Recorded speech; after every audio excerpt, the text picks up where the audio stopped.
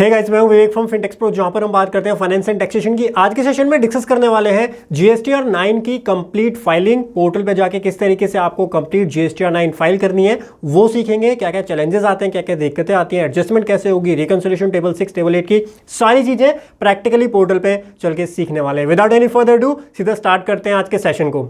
Guys, session start करने से पहले जीएसटीआर 9 की पूरी सीरीज मैंने बना दी है जो कि यूट्यूब पे अवेलेबल है। आज हम फाइलिंग सीख रहे हैं, बाकी टेबल वाइज एनालिसिस और क्लॉज वाइज एनालिसिस की पूरी सीरीज है। पूरी प्लेलिस्ट देखनी है तो डिस्क्रिप्शन में आपको लिंक मिल जाएगा, फ्री में आप देख सकते हो। साथ ही में अगर आपको जीएसटीआर 9C सीखनी है, रिफंड, अपील, डिमांड का रिप्लाई कैसे करना है, बाकी नॉर्मल रिटर्न किस तरीके से फाइल की जाती है, इनकम टैक्स की रिटर्न सीखनी है, कॉर्पोरेट टैक्सेशन, ITR 6 हो गया, और ये सारी चीजें हमारे आप जीएसटी ITR TDS का प्रैक्टिकल पेड कोर्स भी चेक कर सकते हो। उस कोर्स की आपको डिस्क्रिप्शन के अंदर उसका भी लिंक मिल जाएगा, या फिर आप अगर सीए हैं तो आप अपने स्टाफ के लिए भी वो कोर्सेज जरूर कंसिडर कर सकते हैं। डिस्क्रिप्शन में हमारे पेड कोर्सेज का लिंक भी मिल जाएगा और हमारी फ्री प्लेलिस्ट जो है जीएसटीआर 9 की, उसका लिंक भी आपको मिल जाएगा। चलिए सर, स्टार्ट करते हैं। जीएसटीआर 9 फाइनेंशियल ईयर 22-23 के लिए किस तरीके से आपको पोर्टल पे फाइल करनी है। यहाँ पे आपको अपना फाइनेंशियल ईयर सेलेक्ट करना है। तो 22-23 के लिए हम पूरा काम करने वाले हैं। सर्च पे आप क्लिक करेंगे, जीएसटीआर 9 आपकी आ जाएगी। जीएसटीआर 9 पे हमको क्लिक करना है। उसके बाद में नील रिटर्न आप फाइल करना चाहते हैं तो नो, हम यहाँ पे पूरी डिटेल्स एंटर करेंगे।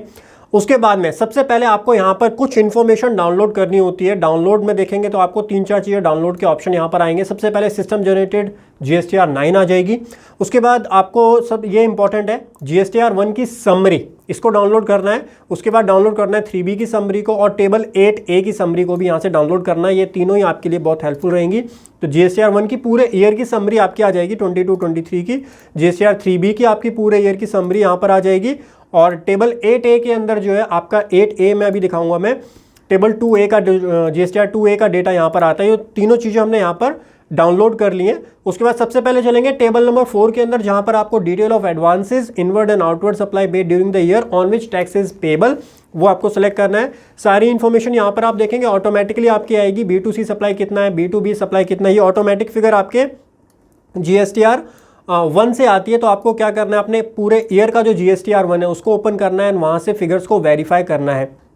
इसके अलावा गाइस, इसमें काफ़ी सारी एडजस्टमेंट भी करनी होती है। हो सकता है आपका कोई मिसिंग इनवॉइस है जो आप रिपोर्ट करना चाहते हो, और या फिर आपने नेक्स्ट ईयर में कोई इनवॉइस रिपोर्ट किया हो। ये सारी एडजस्टमेंट मैंने आपको अपने प्रीवियस सेशन में डिटेल में समझा दी है, कैसे वो एडजस्टमेंट की जाती हैं जीएसटीआर 9 के अंदर। वो वाले सेशंस आप जरूर चेक कीजिएगा एक बार। सो मूविंग फर्दर, यहाँ पे आप वेरीफाई कीजिए। सबसे पहले ये देखिए B2B के अंदर आपको मिल जाएगा, जूम इन करता हूँ मैं। B2B का है 38527 IGST है 30586.53 19431.27। और इसी तरीके से नीचे टेबल 7 में आप जाएंगे, ये डी टेबल 7, यहाँ पर आपको मिलेगा 7392422 7392422 और 11512061 11512061 और 89714 89714 परफेक्टली यहाँ पे डेटा आपका B2B और B2C का कंप्लीट डेटा यहाँ पर आपका आ गया है। नाउ आप आगे मूव करेंगे तो डेबिट नोट, क्रेडिट नोट वैसे यहाँ डालने की जरूरत नहीं होती। ये टेबल्स आपकी ऑप्शनल होती है यहाँ से लेकर यहाँ तक, ठीक है, बिकॉज इनकी एडजस्टमेंट यहाँ पर अगर आप कर देते हैं तो आपको यहाँ पे अलग से डालने की ज़रूरत नहीं होती है। तो एक बार इन्फॉर्मेशन आप यहाँ से चेक कीजिए। टोटल एक बार मैच कर लीजिए 77,78,250। तो टोटल हमको नीचे मिलेगा, इसका टोटल लायबिलिटी जो आ रही है 77,78,250.11 11,81,793 11,81,793 एंड 10146.24 परफेक्टली। तो ये आप डिटेल्स अपने जीएसटीआर 1 से मैच कीजिए, उसके बाद इसको सेव कर दीजिए। एंट्री वाइज अगर आपको सीखना है तो मेरी प्रीवियस वीडियो देखिए, मैंने एक एक एंट्री बहुत ही डिटेल में आपको एक्सप्लेन की हुई है। उसके बाद में टेबल नंबर 5 के अंदर जितनी भी आपकी जीरो रेट सप्लाई है, नील रेटेड सप्लाई है, जिसमें विदाउट पेमेंट ऑफ टैक्स जो है आप जीरो रेटेड सप्लाई कर रहे हैं, या फिर exempt supply, nil rated supply, non GST supply, वो आप यहाँ मेंशन करेंगे। उसके रिस्पेक्ट में क्रेडिट नोट, डेबिट नोट है, वो आप यहाँ डाल सकते हैं। इसमें भी ये वाली टेबल जो होती हैं, ये वाली एंट्रीज ऑप्शनल होती हैं, इस चीज़ का ध्यान रखिएगा। तो कोई फिगर है तो आप यहाँ डाल सकते हैं, अदरवाइज इसको यहाँ पे सेव कर दीजिए एंड आपकी टेबल नंबर 5 भी सेव हो जाएगी। नेक्स्ट टेबल आती है टेबल नंबर 6। टेबल नंबर 6 में डिटेल ऑफ ITC जो आपने अवेल किया है वो आपको यहाँ पर एंटर करना होता है। तो ITC किस तरीके से आप यहाँ पर बेसिकली जो ITC आपने अवेल किया वो बाइफरकेट करना होगा। 6A के अंदर आपका अमाउंट आता है table number 4A of GSTR 3B से। 3B के जो टेबल नंबर 4A होती है, जो आपका अवेलेबल ITC होता है, मैं आपको दिखा देता हूँ कहाँ से आ रहा है। टेबल 3B आप पूरे ईयर की चेक करेंगे, ओपन करेंगे। यहाँ पे टेबल 4 के अंदर 4A आपको दिख रहा होगा, ये वैल्यू आपको दिख रही होगी। एक सेकेंड मैं आपको शो करता हूँ, ये देखिए 4A, ये वाली वैल्यू चेक कीजिए। तो ये वाली जो फिगर आ रही है 152,296, 576,420, 576,420, ये फिगर आपकी आ रही है 152,296, 576,420.57, ये फिगर आपकी आ रही है। इसका हमको बाइफर्केशन देना होता है कि कितना इनवर्ट सप्लाई है, कितना इनवर्ट सप्लाई आरसीएम का है, ये हमको बाइफर्केट करना है। और उसके बाद उसको फर्दर बाइफर्केट करना होता है, उसमें से इनपुट कितना है, कैपिटल गुड कितना है, इनपुट सर्विस कितना है। अब एक चीज़ मैं क्लैरिफाई कर देता हूँ, इन तीनों के अंदर ही बी, सी और डी में बाइफर्केशन होता है। उसमें से जो सी और डी वाला बाइफर्केशन है, ये आपका आरसीएम का बाइफर्केशन होता है। आरसीएम अगर अनरजिस्टर्ड पर्सन से आरसीएम लगती है तो यहाँ पर आप लाएंगे, रजिस्टर्ड पर्सन से है तो उसका बाइफर्केशन यहाँ देंगे। नॉर्मल इनवर्ट सप्लाई जो आपकी जाती है वो पॉइंट नंबर बी के अंदर जाती है। पॉइंट बी में इनपुट है, इनपुट कैपिटल गुड और इनपुट सर्विस, इन 3 पार्ट में बाइफर्केशन देना होता है। इसको देखिए, तीनों को ही 3 पार्ट में बाइफर्केशन होता है। लेकिन यहाँ पर डिपार्टमेंट जो आपको ऑप्शन दिया हुआ है कि इनपुट सर्विस को जो है आप कट कर सकते हैं। इनपुट सर्विस तीनों में ही आप कट कर सकते हैं। इनपुट सर्विस में आपको कोई भी देने की ज़रूरत नहीं है, आप कैपिटल गुड्स का बस दीजिए, बाकी जितना बैलेंस बच रहा है वो बैलेंस आप इनपुट के अंदर, यानी सर्विस का जो है वो भी आप इनपुट के अंदर कंसिडर कर सकते हैं। तो यहाँ पर हमने ऑलरेडी कैलकुलेशन की हुई है। कैलकुलेशन क्या करनी है, आप अपना 2A चेक कर सकते हैं, अपना बुक चेक कर सकते हैं, जितना आपका कैपिटल गुड्स के रिस्पेक्ट में इनपुट है वो आपको बस बाइफर्केट करना है। तो हमारे केस में रिवर्स चार्ज की कोई भी रिवर्स चार्ज वाला कोई भी यहाँ पर इनपुट हमारा नहीं है। हमारा जो भी इनपुट है वो नॉर्मल वाला ही है, तो सर्विस में कुछ जाएगा नहीं। कैपिटल गुड हमने यहाँ निकाला हुआ है, कैपिटल गुड्स हमारा 15,000 का IGST में आ रहा है और 6250 यहाँ आ रहा है, 6250 यहाँ आ रहा है, और जितना बैलेंस बच रहा है दैट इज़ 137,296.86 आएगा, और इसका बैलेंस जो बचेगा वो 516,170.57 एंड 51670.57, एक सेकेंड, 516,170 आएगा यहाँ पे, 516,170.57, परफेक्ट। और इन दोनों का टोटल होके हमारा जो डिफरेंस है वो कितना है, 0.18 का डिफरेंस आ रहा है। तो यहाँ पे कुछ कैलकुलेशन, अच्छा यहाँ पे कितना है, 68 है, ठीक है। तो ये जो डिफरेंस है, आइडियली जो डिफरेंस आपका आ रहा है पॉइंट नंबर जे में, ये डिफरेंस आपका 0 रहना चाहिए यहाँ पर। तो हमारे केस में 0 आ गया है। उसके बाद में इंपोर्ट ऑफ गुड्स का कोई आईटीसी है, उसका बाइफर्केशन आप देंगे इनपुट और कैपिटल गुड्स के अंदर। इंपोर्ट ऑफ सर्विस का पॉइंट नंबर एफ में देना है आपको। पॉइंट नंबर जी के अंदर आईएसडी से कोई आपको इनपुट मिला है वो आप देंगे। पॉइंट एच के अंदर कोई आईटीसी जो आपने रिक्लेम किया है, यानी रिवर्सल आपने किसी आईटीसी का किया था, उसका रिक्लेम आपने किया है और उसको आपको बी से एक्सक्लूड करना है। अगर कोई ऐसा आईटीसी है तो पहले उसको बी से एक्सक्लूड कर लो, उसके बाद आप पॉइंट नंबर एच में उसको मेंशन करोगे तो आपका टोटल यहाँ मैच हो जाएगा और रेफरेंस आपका 0 आ जाएगा। तो यहाँ ध्यान रखिएगा, डिफरेंस आपका 0 ही आना चाहिए टेबल नंबर 6 के अंदर। आइडियली यहाँ पर 0 ही होना चाहिए, बिकॉज ये जो इनपुट अवेलेबल उसका बाइफर्केशन ही आप यहाँ पर दे रहे हो। उसके बाद में आपका ट्रांस 1 ट्रांस 2 का अगर कोई क्रेडिट है वो आप यहाँ मेंशन कर सकते हो। कोई और आईटीसी जो स्पेसिफाई नहीं है वो आप यहाँ मेंशन कर सकते हो। टोटल आईटीसी अवेलेबल जो आपका अवेल आपने किया वो 15 जो टोटल ऊपर आ रहा था इससे मैच हो जाएगा। यहाँ पर इतना आईटीसी आपने अवेल किया है, इसको फिर आप सेव कर देंगे तो ये टेबल आपकी यहाँ पर सेव हो जाएगी। टेबल नंबर 6 हमने यहाँ पर सेव कर दिया। टेबल 6 के बाद बारी आती है टेबल नंबर 7 की, जहाँ पर जो रिवर्सल होता है आईटीसी का, रूल 37, 39, रूल 42, रूल 43 और एज पर सेक्शन नंबर 17(5) जो रिवर्सल होता है वो आप यहाँ पर मेंशन करेंगे। तो इसके लिए आप सिंपली अपनी GSTR 3B जो आपने ओपन की है इसमें देख सकते हैं। GSTR 3B में ये रहा, एज पर रूल 42, 43 और 17(5) का रिवर्सल भी यही होता है। तो यहाँ पर 0 आ रहा है हमारा, मैं आपको शो करता हूँ। आईटीसी रिवर्स में आप देखिए ये वाली टेबल यहाँ 0 आ रहा है, तो आपको कुछ भी मेंशन करने की ज़रूरत नहीं है। और H1 के अंदर जो है ये बेसिकली जो हमारा रिवर्सल है 2 वाला, इसको मैं अभी आपको क्लैरिफाई करूँगा। ये हमारा जो परचेज रिटर्न होती है, परचेज रिटर्न के रिस्पेक्ट में ये रिवर्सल आया हुआ है। इसका ट्रीटमेंट टेबल 8 में करेंगे और कैसे ये करना होता है वो मैं आपको थोड़ी देर में भी एक्सप्लेन करूँगा, बिकॉज एक छोटा सा टेक्निकल इशू भी है GSTR 9 के अंदर। बेसिकली GSTR 9 में इशू नहीं है, वो 3B के अंदर वो इशू है। 3B में अभी हमारा क्या होता है, 3B में जो भी हमारा ITC है वो यहाँ पर आता है और मान लो कि कोई परचेज रिटर्न वाला केस है तो परचेज रिटर्न हमारा अदर में माइनस हो, अदर में रिवर्सल में चला जाता है। तो आइडियली अब जो है वो जा रहा है वो इसमें से ही माइनस हो रहा है हमारा, इस वाले से ही वो, यानी नेट वैल्यू आ रही है। ऑल अदर आईटीसी के अंदर नेट वैल्यू आ रही है। लेकिन ये जो हम पुराने 22, 23 का काम कर रहे हैं उस टाइम पे 3B के अंदर अदर के अंदर जाता था। जो आपका परचेज रिटर्न का रिवर्सल है वो अदर के अंदर जाता था, जिसकी वजह से दिक्कत आती थी। ठीक है, तो रूल 42, 43 यहाँ पर तो हमारे केस में कुछ नहीं है। 37, 39, 42, 43, 17(5) का भी कोई यहाँ 1 लाख नहीं, 0 आएगा। ये मैंने मेंशन किया था पहले, मतलब कुछ चेक कर रहा था मैं। यहाँ पर भी हमारा 0 आएगा, तो नेट आईटीसी अवेलेबल हमारा यहाँ पर ये आ जाएगा। इसके बाद आप इसको सेव करेंगे तो ये डेटा भी हमारा यहाँ पर सेव हो जाएगा। उसके बाद बैक करेंगे, टेबल नंबर 7 हो गई, टेबल नंबर 8 आपका 8 के अंदर आप जाएंगे तो टेबल नंबर 8 के अंदर देखिए, अब इसको ध्यान से समझिएगा टेबल नंबर 8 को। टेबल 8 बेसिकली रिकंसिलिएशन होती है, तो रिकंसिलिएशन में आपको क्या करना होता है, पॉइंट नंबर ए के अंदर 2a की वैल्यू आती है table number 3 and table number 5 से। तो हमने जो डाउनलोड किया था डेस्कटॉप पे, मैं आपको शो कर देता हूँ, टेबल 8 GSTR 9 के से अभी हमने डाउनलोड किया था, ये रहा। इसको देखिए, यहाँ से वो सारी फिगर आती है, इसको हम ओपन करेंगे, मैं आपको शो कर देता हूँ ये फिगर कहाँ से आती है। Table number 3 and table number 5। Table number 3 जो होती है वो आपका नॉर्मल इनपुट होता है, और टेबल 5 के अंदर जो डेबिट नोट और क्रेडिट नोट के वो होते हैं वो यहाँ परचेज रिटर्न बेसिकली आ जाती है टेबल नंबर 5 के अंदर। तो इसका आप टोटल मैच करेंगे तो टोटल आपको दिख जाएगा। ये सारे इन्वॉइसेस जो हैं, ये सारे इन्वॉइसेस हमारे 22-23 के हैं जो कि कंसीडर हुए हैं, और ये सारे इन्वॉइसेस का टोटल आपको यहाँ मिल जाएगा जीएसटी पोर्टल के ऊपर। ये रहा 152,699, 576 और 5,76,000।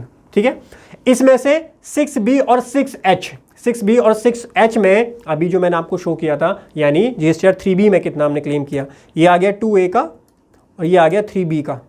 तो इसमें से कितना हमने क्लेम किया है। अब यहाँ पर दिक्कत क्या आती है ना, टेबल 6B और टेबल 6H के अंदर अगर आप ध्यान से देखोगे तो यहाँ पर परचेज रिटर्न कंसिडर नहीं है, लेकिन GSTR 2A के अंदर परचेज रिटर्न कंसिडर होती है। तो कई बार ऐसा हो सकता है कि परचेज रिटर्न की वजह से आपका पॉइंट नंबर A कम आ रहा हो और पॉइंट B आपका ज़्यादा आ रहा हो, तो इस सिनेरियो में आपका जो डिफरेंस आएगा वो नेगेटिव आएगा। एक चीज़ मैं बता देता हूँ, जो ये डिफरेंस है टेबल 8 का, ये आइडियली पॉजिटिव रहता है, 0 या नेगेटिव। नेगेटिव तो ये नहीं है, नेगेटिव का मतलब ये है कि आपने 3B में ज़्यादा क्लेम किया, 2A में कम आ रहा है, जो कि डायरेक्टली वायलेशन होता है रूल 36(4) का। आप 2B के अलावा तो क्लेम कर ही नहीं सकते हो। यहाँ पर नेवरदलेस 2A को हमको करना होता है कंसीडर। तो 2A के अंदर इसका एनालिसिस ये निकल के आएगा, अगर आपका डिफरेंस नेगेटिव में आता है कि आपके 2A में इनपुट कम था और 3B में आपने ज़्यादा लिया, तो वो एक आइडियल सिचुएशन नहीं बनती है। लेकिन इसके वाइस वर्सा सिचुएशन जो होती है वो ये होती है कि आपके 2A में ज़्यादा है, जो कि हमारा केस भी आप अगर देखोगे तो हमारे 2A में ज़्यादा फिगर है और 3B में कम फिगर है। ये एक आइडियल सिचुएशन है, बिकॉज हो सकता है कि कोई ब्लॉक आईटीसी हो सकता है कोई ऐसा आईटीसी हो जो हमने क्लेम ही ना किया हो। तो इस सिनेरियो में ये एक मतलब रिकमेंडेड सिनेरियो रहता है, आइडियल सिनेरियो ये रहता है हमारा जब यहाँ पे पॉजिटिव फिगर आपकी आती है। तो इसके साथ साथ एंट्री नंबर C होती है, जिसमें वो आईटीसी आता है जो कि आप नेक्स्ट ईयर की स्पेसिफाइड डेट तक फिल करेंगे। यानी यहाँ पर आप ये जो स्पेसिफाइड डेट है ये चेंज हो चुकी है। अब स्पेसिफाइड डेट 30 नवंबर 2023 तक आप किसी भी GSTR 1 या 3B के अंदर उसको फाइल करेंगे। 3B में बेसिकली क्लेम 3B में किया जाता है, तो जिस भी GSTR 3B में क्लेम करेंगे उससे पहले जो आपने फाइल की हो 30 नवंबर से पहले की GSTR 3B में आपने क्लेम किया है पुराने साल का, यानी 22-23 का आईटीसी जो कि आपने 30 नवंबर 2023 से पहले उस किसी रिटर्न के अंदर आपने उसको क्लेम किया, वो आपको यहाँ पर देना होता है। और साथ में टेबल C जो होती है, इसकी एंट्री आपकी एक और टेबल के अंदर जाती है, मैं आपको बता देता हूँ। 8C की एंट्री आपको देनी होती है टेबल नंबर 13 की 12 में होगी, 1 मिनट, 13 के अंदर ITC avail for the previous financial year, table number 13 में भी जाती है टेबल 8C की एंट्री, इसको भी ध्यान रखिएगा। ठीक है, तो वो बेसिकली इसलिए मेंशन किया जाता है कि इसमें जो आईटीसी हमने, वो भी तो इसी साल का है ना, इवन आपने उसको क्लेम तो नेक्स्ट ईयर में किया, बट उसका इफेक्ट तो आपको एडजस्ट करना पड़ेगा ना, वो है तो 22-23 का, इसीलिए आपको वो यहाँ दिखाना होता है। हमारे सिनेरियो में ऐसा कोई आईटीसी नहीं है, तो 0 रहेगा। जो डिफरेंस हमारा आ रहा है उस डिफरेंस को हम डाल सकते हैं। 2 ऑप्शन होते हैं आपके पास, आईटीसी अवेलेबल बट इनएलिजिबल या फिर आईटीसी नॉट अवेल्ड। तो इनएलिजिबल से अच्छा इसको हम डाल देते हैं 403.04 और 356.82, 356.82। ठीक है, तो ये हमारा आईटीसी अवेलेबल था बट हमने उसको क्लेम नहीं किया है। तो इसको आप अगर क्लेम करना चाहते हो, क्लेम करने के लिए फिर आपको क्या करना पड़ेगा, ये वाली फिगर आप जो है, जैसे अभी हम अक्टूबर मंथ में है, अक्टूबर मंथ में मैं 22-23 का आईटीसी क्लेम कर सकता हूँ, क्योंकि सितंबर की रिटर्न वैसे जा चुकी है मेरी, बट अक्टूबर की भी कब जाएगी, अक्टूबर की भी 20 नवंबर तक चली जाएगी। 20 नवंबर तक होती है 3B की ड्यू डेट ना, प्रैक्टिकल समझ रहे हो ना, खोए तो नहीं हो गई। 20 अक्टूबर की रिटर्न 20 नवंबर तक मैं कर सकता हूं, जो कि 30 नवंबर से पहले की डेट है। तो अक्टूबर मंथ के अंदर भी मैं इसको क्लेम करके क्लेम कर सकता हूँ अपनी रिटर्न्स के अंदर, ठीक है। तो वो भी, लेकिन मैं क्लेम नहीं करना चाह रहा, तो मैं इसको नॉट अवेल पे डाल करके ये भी काम कर सकता हूँ। अच्छा, एक चीज़ यहाँ पे और बताना चाहूँगा आपको, जो 2A का डेटा आता है ना, वो एक कट ऑफ के बेसिस पे आता है। वो कैसे आपको पता चलेगा कौन सी कट ऑफ का यहाँ पर डेटा आपका आया है? काफ़ी सप्लायर आपके लेट लतीफ़ होते हैं जो कि बहुत लेट काम करते हैं। उसके लिए आप ये देखिए, जो एक्सेल आपको मिली है ना, एक्सेल में आपको रीडमी मिलेगा।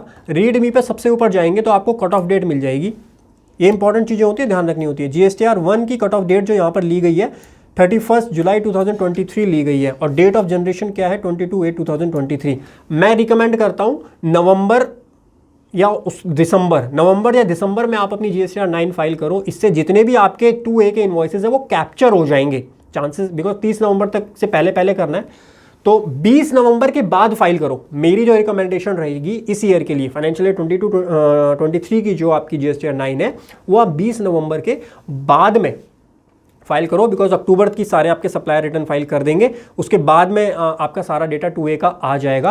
और एक बार जो भी फॉलोअप करना है आपको, अगर आपका किसी क्लाइंट का इनपुट नहीं आ रहा है 2A का, वो फॉलोअप मीनवाइल आप करो। अभी फॉलोअप करो क्लाइंट से कि कोई इनपुट अगर नहीं आया तो उसको जल्दी से जल्दी वो अक्टूबर मंथ का जो रिटर्न है अक्टूबर में, तो वो फाइल कर दे अपनी GSTR 1 में, सो दैट आप उसको क्लेम कर पाएँ और आपके 8A में भी वो चीज़ रिफ्लेक्ट हो जाए। तो ये आपकी रीजनरेट हो जाएगी। अभी तो कट ऑफ डेट 31/7 चल रही है, बट ये जितनी कम होगी कट ऑफ डेट ना, मतलब जितना क्लोजर होगी आपकी रिटर्न फाइलिंग से, उतना एक्यूरेट डेटा यहाँ पर आपका आएगा और ITC आपका सही आएगा यहाँ पर।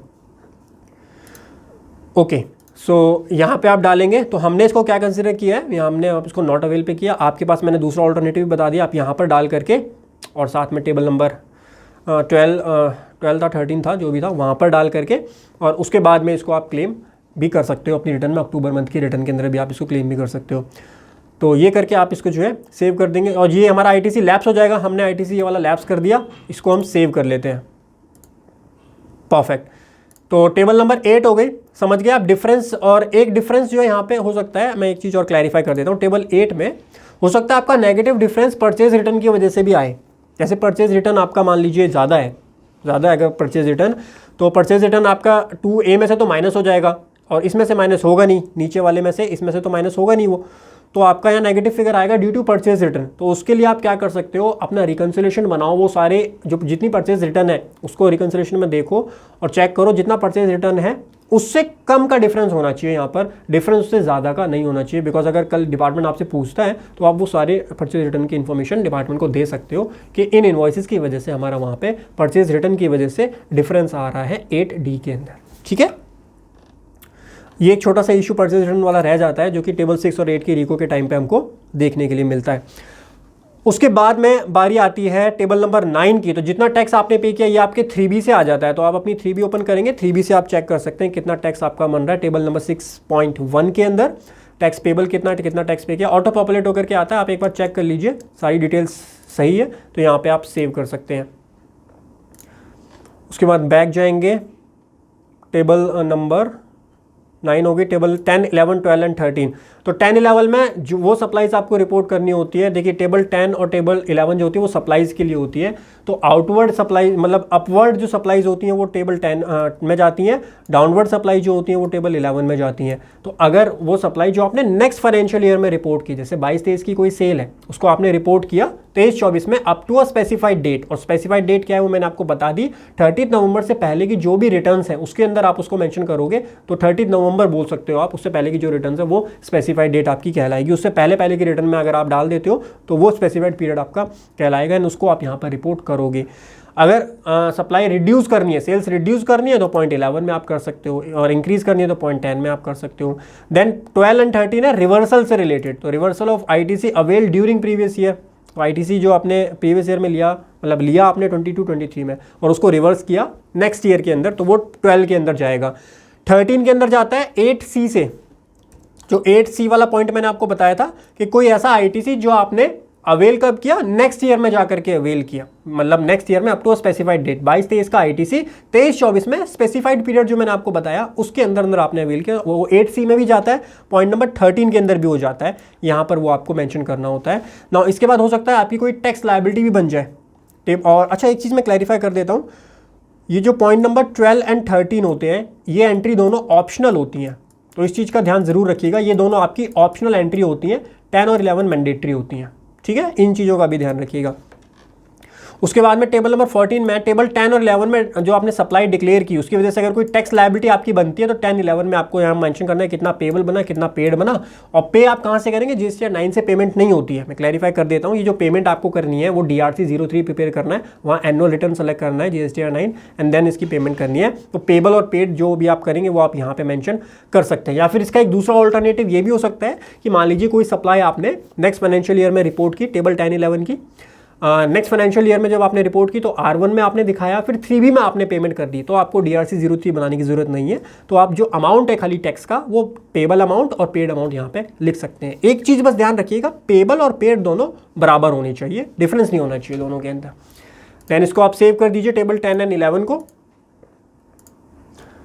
उसके बाद में टेबल नंबर 14 हो गई। Table number 15 particulars of demand and refund, ये पूरी टेबल ऑप्शनल टेबल होती है, तो आप इसको जो है नॉर्मली सेव कर सकते हैं। इन्फॉर्मेशन अगर डालना चाहते हो आप डाल सकते हो, अवेलेबल है आपके पास। तो वैसे ये ऑप्शनल टेबल होती है टेबल नंबर 15।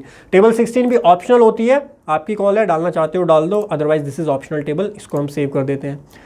उसके बाद बारी आती है टेबल नंबर 17 की। टेबल नंबर 17 अब मैंडेटरी हो गई है ऑलमोस्ट सभी के लिए, बस एक केस छोड़ करके। वो केस सुन लो किनके लिए ऑप्शनल है। अगर आपकी turnover up to 5 crore rupees है और आपने कोई भी B2B सप्लाई नहीं की, टर्नओवर 5 करोड़ रुपीस है और कोई भी B2B सप्लाई आपने नहीं की है, यानी ओनली B2C सप्लाई है, तब आपके लिए ऑप्शनल है। अगर आपने एक इनवॉइस भी B2B का बनाया है तो आपके लिए मैंडेटरी है यहाँ रिपोर्ट करना। अब हमारे केस में आप देखोगे तो GSTR 1 की टेबल नंबर 12 में आपको मिल जाएगा, ये रही टेबल 12 के अंदर HSN की हमारा टोटल आ गया। एक ही रहता है हमारा, एक ही सर्विस हम प्रोवाइड करते हैं एंड उसका जो ऐड कर देते हैं 4 डिजिट हमारे लिए मैंडेटरी है, बिकॉज हमारे turnover up to 5 crore rupees है, तो 4 डिजिट मैंडेटरी है। टैक्सेबल वैल्यू कितनी है, तो आप टैक्सेबल वैल्यू में टेबल 12 से नहीं डाल रहा हूँ, बिकॉज टेबल 12 में आप देखोगे कम आ रही है, मेरी एक्चुअल जो सप्लाई है वो ज़्यादा आ रही है। क्यों, बिकॉज मैंने जो रिपोर्टिंग की थी स्टार्टिंग में मैंडेटरी नहीं था, हमारी turnover up to 5 crore rupees है, तो हमारे लिए ऑप्शनल है वैसे तो मेरी टर्नओवर, लेकिन मैं B2B भी करता हूँ इसलिए मुझे यहाँ रिपोर्ट करना पड़ रहा है। तो मेरी जो टोटल है उसको मैं डाल देता हूँ यहाँ पर। आपको एक्सेल के अंदर या आप अपने सॉफ्टवेयर जो बनाते हो उससे आप एक्सट्रैक्ट कर सकते हो, या फिर एक्सेल में आपको प्रिपेयर करना पड़ेगा HSN वाइज समरी। और एक चीज़ ध्यान रखिए, अगर यहाँ पर 500 से ज़्यादा आपके HSN होते हैं तो आपको ऑफलाइन यूटिलिटी का यूज़ करना पड़ेगा HSN डालने के लिए, ठीक है। तो जो भी टैक्सेबल वैल्यू है वो आप यहाँ डालेंगे 7778,250 7778,250.11 आ गया। उसके बाद रेट हमारा 18% रेट आ जाता है और IGST क्या है 1181,793 1181,793.07 सेंट्रल टैक्स हमारा 109,146.04 एंड ये भी हमारा सेम आएगा 109,146.04 109,146.04 और 1181,793.07 18% 7778,250.11 एंड इसको हम ऐड कर देते हैं। Taxable amount should be equal to tax multiply by taxable value. तो कुछ फ्रैक्शन डिफरेंस आ रहा होगा, इसको चेक कर लेते हैं। फ्रैक्शन डिफरेंस की वजह से भी कभी कभी ये दे देता है। अगर हम 7778,250.11 का 18% यहाँ कैलकुलेट करें और इसमें से माइनस करें 109,146.04 माइनस 109,146.04 तो बैलेंस बच रहा है 1181। अच्छा ठीक है, फ्रैक्शन डिफरेंस आ रहा है, इसको ठीक कर देते हैं 1181792.94। सो 1.5 रुपये का फ्रैक्शन डिफरेंस था, उसको करके आप ऐड करोगे तो अब आपका सेव हो जाएगा, ठीक है। इस तरीके से हमारी तो एक ही HSN कोड था, आपको यहाँ पर वर्किंग करनी पड़ सकती है और बहुत ज़्यादा वर्किंग भी यहाँ कभी कभी हो जाती है, ठीक है। टेबल 17 में डाल दिया आउटवर्ड सप्लाई से रिलेटेड जो HSN होता है वो। टेबल नंबर 18 में भी HSN से रिलेटेड है, लेकिन यहाँ पर इनवर्ड सप्लाई का HSN जाता है और ये ऑप्शनल टेबल होती है, तो इसके अंदर आप बैक कर सकते हैं, आपको ज़रूरत नहीं है यहाँ पर इनवर्ड सप्लाई की डिटेल डालने के लिए। उसके बाद में सारी डिटेल्स आप डालने के बाद में कंप्यूट लायबिलिटीज़ पे क्लिक करोगे तो आपकी रिटर्न जो है प्रोसेसिंग में चली जाएगी। उसके बाद लेट फीस जो भी बनती है, अगर लेट फाइल कर रहे हो आप तो आपकी लेट फीस आ जाएगी, और कैश अगर आपके लेजर में नहीं है तो कैश लेजर में पहले आपको चालान के थ्रू अमाउंट ऐड करनी पड़ेगी। उसके बाद में आप यहाँ टिक करके यहाँ पे ऑथराइज सिग्नेटरी का नेम सेलेक्ट कीजिए और उसके बाद में आपको एक बार प्रीव्यू पे क्लिक करना है प्रीव्यू जब आपका डाउनलोड हो जाएगा तो आप प्रीव्यू कर सकते हो अगर करना चाहते हो। जो जो इन्फॉर्मेशन हमने डाली वो सारी इन्फॉर्मेशन हमारी यहाँ पर आ जाती है। वैसे मोस्टली इन्फॉर्मेशन या ऑटोमेटिक होती है, 2-3 जगह पे आपको काम करना पड़ता है। एक तो टेबल 8 में थोड़ी सी कैलकुलेशन करनी पड़ती है, रिकन्सिलेशन, क्योंकि वहाँ पे डिफरेंसेस आते हैं, और दूसरा HSN-वाइज समरी में आपको काम करना पड़ता है। फाइल GSTR 9 पे आप क्लिक करेंगे और उसके बाद इसको यस कर दीजिए, और फाइल विद EVC या DSC की हेल्प से आप कर सकते हो। तो आपके मेल और मोबाइल पे एक OTP आएगा। सो OTP मेंशन करके आप वेरीफाई पे क्लिक करोगे तो रिटर्न हमारी यहाँ पर फाइल हो चुकी है, तो इसको हम डाउनलोड कर सकते हैं। तो गाइज इस तरीके से आपको कंप्लीटली अपनी GSTR 9 फाइल करनी होती है। 2-3 जगह पे चैलेंजेस आते हैं, उसका आप ध्यान जरूर रखिएगा। एक टेबल 8 के अंदर जो डिफरेंस आता है वो आइडियली आपका पॉजिटिव डिफरेंस ही होना चाहिए। दूसरा HSN-वाइज समरी जो आप रिपोर्ट करते हो आउटवर्ड के लिए वो मैंडेटरी, अगर आपने B2B की सप्लाई की है तो आपके लिए वो मैंडेटरी है। और इसके अलावा इनवर्ड की जो HSN-वाइज समरी होती है वो ऑप्शनल होती है, और जो मैंडेटरी और ऑप्शनल फील्ड है वो मैंने, और इसका जो अगर आप डिटेल में एनालिसिस चाहते हो ना, काफ़ी सारी एडजस्टमेंट्स भी होती हैं जो आपको सप्लाई में करनी होती है। जैसे सेल्स आपने रिपोर्ट नहीं करी, नेक्स्ट मंथ में नेक्स्ट ईयर में सेल्स रिपोर्ट की, उसकी एडजस्टमेंट कैसे करनी होती है वो मैंने क्लॉज वाइज एनालिसिस में आपको बताई हुई है। तो डिस्क्रिप्शन में मैंने कंप्लीट लिंक दिया हुआ है इस प्लेलिस्ट का, जो प्रॉपर प्लेलिस्ट बनी है GSTR 9 की, उसको आप चेक कर सकते हैं। साथ ही में अगर आप GST के साथ में इनकम टैक्स TDS सीखना चाहते हैं तो आप practical course in GST ITR and TDS हमारा चेक कर सकते हैं, जहाँ पे हम डिटेल में सीखते हैं किस तरीके से रिटर्न फाइलिंग, कॉम्पिटिशन्स और ये नोट्स वगैरह सारे उसी का पार्ट है। बाकी मैं टेलीग्राम पे भी शेयर कर दूंगा। तो अगर आप हमारा पेड कोर्स चेक करना चाहते हैं, डिस्क्रिप्शन में आपको हमारे पेड कोर्सेज का भी लिंक मिल जाएगा, वो भी आप चेक कर सकते हैं। आशा करता हूँ गाइस आपको पसंद आया होगा, समझ में आया होगा GSTR 9 किस तरीके से फाइल करनी है for the financial year 22-23। Thank you so much for joining today's session. Have a great time. हंसते रहिए, मुस्कुराते रहिए। Bye bye, take care.